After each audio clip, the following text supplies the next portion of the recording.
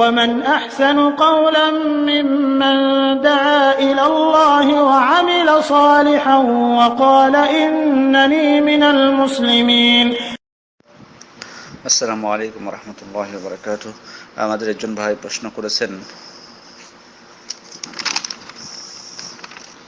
যে জুমার দিনে ইমাম সাহেব যখন দুই খুতবার মধ্যখানে বসেন অতি অল্প সময়ের জন্য, তো উনি শুনেছেন যে সময় দোয়া করলে নাকি আল্লাহ খুব তাড়াতাড়ি দোয়া কবুল করেন। এই কথাটি সত্য কিনা এবং প্রমাণ চেয়েছেন উনি। আসলে বিদ্বানগণ এটি বলেছেন, এর কারণ হলো তারা দলিল হিসেবে যে হাদিসটি পেশ করে থাকেন সেটি হলো আবু হুরায়রা রাদিয়াল্লাহু আনহু থেকে বর্ণিত। রাসূল সাল্লাল্লাহু আলাইহি ওয়াসাল্লাম বলেছেন, ইন্না ফিল জুমআতি লাসাআতান লা ইউয়াফিকুহা মুসলিম ইসআলুল্লাহা ফিহা খায়রান ইল্লা আ'তাহু ইয়াহু ক্বাল ওয়া হিয়া সাআতুন খাফিফা। তা জুমার দিনের মধ্যে অবশ্যই এমন একটি মুহূর্ত আছে যখন কোনো মুসলমান আল্লাহর নিকট কল্যাণ প্রার্থনা করে, নিশ্চয় তিনি তাকে তা দান করেন, এবং সেই মুহূর্তটি হচ্ছে অতি স্বল্প, মানে খুব কম সময়। এটি হয়তো আমাদের মনে প্রশ্ন হতে পারে এখন যে একটি সময় আছে বলা হয়েছে, তাহলে আমরা নির্দিষ্টভাবে দুই খুতবার মধ্যখানে ইমাম সাহেব বসে, তখন কেন আমরা এটিকে কোত্থেকে নির্ধারণ করলাম? এটি তো বলা হয়েছে জুমার দিন একটি মুহূর্ত আছে, তো দিন তো আরও পড়ে আছে, তাহলে ওখানে ওই সময়টুকু কেন? এর কারণ হচ্ছে যে তার একটা হাদিস পরেই সহিহ মুসলিমের 853 নম্বর হাদিস, তার একটা হাদিস পরে দেখুন, সেখানে আবু মুসা আল আশআরী রাদিয়াল্লাহু আনহুকে জিজ্ঞেস করা হয়েছিল যে রাসূল সাল্লাল্লাহু আলাইহি ওয়াসাল্লাম একটি মুহূর্ত, মানে জুমার দিনে যে বিশেষ মুহূর্তের কথা বলেছেন, আসলে এর দ্বারা কোন মুহূর্তটা বুঝিয়েছেন? তখন আবু মুসা আল আশআরী রাদিয়াল্লাহু আনহু বললেন যে আমি রাসূল সাল্লাল্লাহু আলাইহি ওয়াসাল্লামকে বলতে শুনেছি যে সে সময়টা হচ্ছে হিয়া মা বাইনা আন ইয়াজলিসাল ইমাম ইলা আন তুকতাস সালাহ, অর্থাৎ ইমামের বসা থেকে নামাজ শেষ করার মধ্যবর্তী সময়ের মধ্যে সেই মুহূর্তটি নিহিত।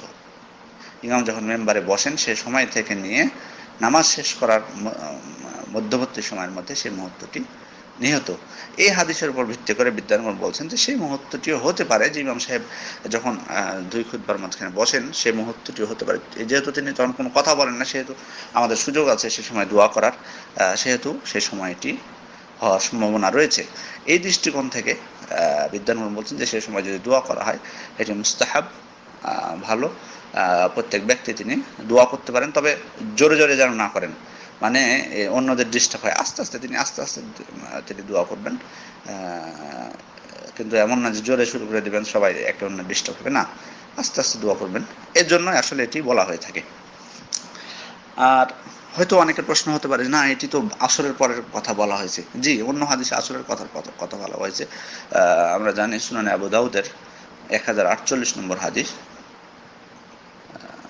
যেখানে রাসূল সাল্লাল্লাহু আলাইহি ওয়াসাল্লাম বলেছেন যে ইয়াউমুল জুমআহ 12 সাআতান লা ইউজাদ মুসলিম ইয়াসআলুল্লাহ শাইআন ইল্লা আতাহু আল্লাহ ফালতামিসুহা আখির সাআতিন বা'দা আল-আসর। অর্থাৎ জুমার দিনের 12 ঘন্টার মধ্যে একটি বিশেষ মুহূর্ত আছে, তখন কোনো মুসলমান আল্লাহর নিকট যাই দোয়া করে আল্লাহ তাআলা তাই কবুল করেন। তোমরা এই মুহূর্তটিকে আসরের পর শেষ ঘন্টায় অনুসন্ধান করো। আবার অন্য বর্ণনা এসেছে যে আসরের পর থেকে নিয়ে সূর্য অস্ত পর্যন্ত তোমরা অনুসন্ধান করো। তো আসলে হয়তো আমরা বলবো যে তাহলে তো হাদিস দুই রকম হয়ে গেল। দুই রকম না, আসলে আপনি লক্ষ্য করুন, প্রথম যে হাদিসটি আপনাদেরকে উল্লেখ করেছি সহিহ মুসলিমের, যেখানে বলা হয়েছে যে জুমার দিনে একটি মুহূর্ত রয়েছে, ওখানে কিন্তু বলা হয়নি যে কখন। এই জন্য বিদ্বানগণ বলছেন যে জুমার দিন মানে দিনের পুরো দিনটাই আপনার দোয়া কবুলের সম্ভাবনা বেশি, যে কারণে যে কোনো সময় বান্দা সুযোগ পেলে মহান আল্লাহ তাআলার কাছে প্রার্থনা করবেন। পুরো সময়টা যেহেতু হাদিসে আমভাবে এসেছে জুমার দিন, আর এই মুহূর্তগুলো যেগুলো অন্য হাদিসে এসেছে, যেমনটি বললাম যে ইমামের বসা থেকে শুরু করে নামাজ শেষ হওয়া পর্যন্ত, তারপরে বললাম যে আসরের পর থেকে সন্ধ্যা পর্যন্ত অথবা শেষ ঘন্টায়, এগুলো এসেছে। এগুলোর দ্বারা বোঝায় যে এই সময়গুলো বেশি গুরুত্বপূর্ণ, বেশি ফজিলতপূর্ণ এই জুমার গোটা দিনের মধ্যে। সুতরাং মানে এর জবাব হলো যে কোনো হাদিসের মধ্যে কোনো হাদিসের মানে কোনো দ্বন্দ্ব নেই এক্ষেত্রে, কারণ পুরো হাদিসে পুরো জুমার দিনটাকে দোয়া কবুলের মানে সম্ভাবনা রয়েছে এটা বলা হয়েছে, সেহেতু পুরো দিনটাই উদ্দেশ্য। এর মধ্যে আমরা বেশি বেশি গুরুত্ব দিব যেগুলো কথা হাদিসে এসেছে, যেমন বললাম যে ইমাম সাহেব বসা থেকে নিয়ে নামাজ শেষ হওয়া পর্যন্ত, তারপরে হচ্ছে আসরের পর থেকে সন্ধ্যা ও সূর্য অস্ত যাওয়া পর্যন্ত, তারপরে শেষ ঘন্টায় যেটা অনুসন্ধান করতে বলা হয়েছে। সুতরাং মানে শেখ আব্দুল আজিজ ইবনে আব্দুল্লাহ বিন বাজ সহ অন্যান্য খ্যাতনামা ওলামা কেরাম বলছেন যে এর হাদিসের মধ্যে কোনো দ্বন্দ্ব নাই, প্রত্যেকটা হাদিসই সহিহ, এবং জুমার দিনের প্রত্যেকটা সময়ে দোয়া কবুলের আশা করা যায় যে দোয়া মহান আল্লাহ তাআলা কবুল করবেন। আর হাদিসের যে ওয়াক্তগুলো বলা হয়েছে বিশেষ বিশেষভাবে, সেগুলো হচ্ছে উত্তম ওয়াক্ত, উত্তম সময়। আসসালামু আলাইকুম ওয়া রাহমাতুল্লাহি ওয়া বারাকাতুহু।